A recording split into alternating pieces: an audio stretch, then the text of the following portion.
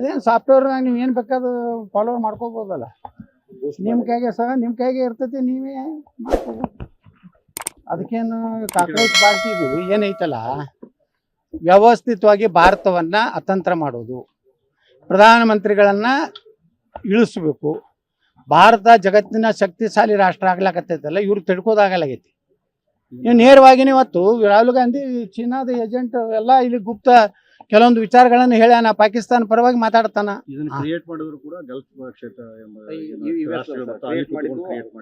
ಹೌದೌದು, ಅದೇ ಅದೇ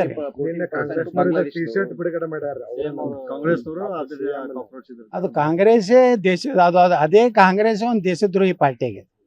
ಯಾಕೆ ಅವ್ರಿಗೆಲ್ಲರಿಗೂ ಈ ದೇಶನಾಗ ಏನಾಗೈತಿ, ಇವೆಲ್ಲ ಕೆಲವೊಂದು ಈ ಕಮ್ಯುನಿಸ್ಟ್ ವಿಚಾರದವರು, ಈ ಲೆಫ್ಟಿಸ್ಟ್ ಏನದಾರಲ್ಲ, ಮತ್ತು ಈ ದೇಶವನ್ನು ಬೆಳವಣಿಗೆ ನೋಡೋದು ಸಹನೆ ಆಗ್ಲಾರಂತ ಎಲ್ಲ ಟೀಮ್ ಕೂಡ್ಕೊಂಡು ಪಾಕಿಸ್ತಾನದವ್ರ ಮೆಂಬರ್ ಆದ್ರೆ ಇವ್ ಭಾರತಕ್ಕೇನು ಸಂಬಂಧ ರೀ?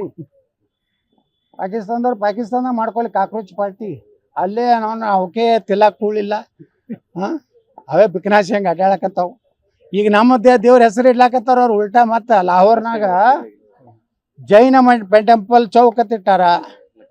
ನಿನ್ನೆ ನೋಡಿದ್ರಲ್ಲ ಎಲ್ಲ ಯೂಟ್ಯೂಬ್ದಾಗ ಬರ್ಲಾಕತ್ತೈತೆ. ಅಲ್ಲಿದಿಂದ ಕೃಷ್ಣಾನಗರಿ ಅಂತ ಹೇಳಿ ಹೆಸರಿಟ್ಟಾರ. ಅಂದ್ರ ಲಾಹೋರ್ ಅನ್ನುವಂಥದ್ದು ಏನಿದೆಯಲ್ಲ, ಲವ ರಾಮನ ಮಗ ಲವ ಕಟ್ಟಿದಂಥ ನಗರ.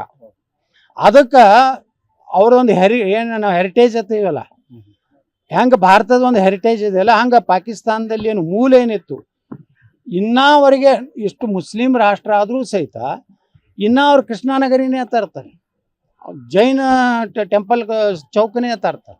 ಅಂದ್ರೆ ಭಾರತದ ಇದನ್ನು ಮಾಡ್ಲಾಕತ್ತಿ ಉದ್ದೇಶ ಏನಂದ್ರೆ ಹೊರಗಿನ ಹಣ ತೊಗೊಂಡು ಬರ್ಲಾಕ.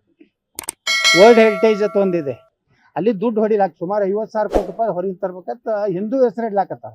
ಅಂದ್ರೆ ಪಾಕಿಸ್ತಾನ ದಿವಾಳಿ ಆಗೈತೆ ಅನ್ನೋದಕ್ಕೆ ನೀವು ಉದಾಹರಣೆ.